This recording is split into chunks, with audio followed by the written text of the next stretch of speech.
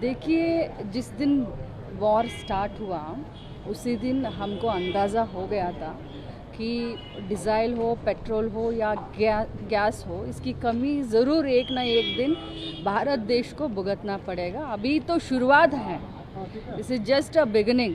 इसके बाद में आगे अगर वॉर नहीं रुका तो इससे भी ज़्यादा दिक्कतें आने वाले दिनों में हमको देखना मिलेगा।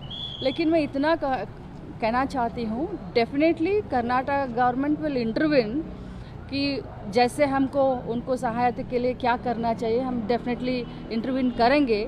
लेकिन किसकी जिम्मेदारी है? ये तो जिम्मेदारी है केंद्र सरकार की। केंद्र सरकार को सोचना चाहिए था। आज अगर पेट्रोल डीजल का अगर इतना हाहाकार उठ गया है तो बिकॉज ऑफ सेंट्रल गवर्नमेंट की नीतियों से। और मैं यही ये करना चाहती हूँ, आग्रह करना चाहती हूँ केंद्र सरकार को और पेट्रोलियम मिनिस्टर को और खास करके मोदी साहब को कि आप इंटरवीन कीजिए और हमारे देश में किसी तरह का दिक्कत ना आए, आप देखिए।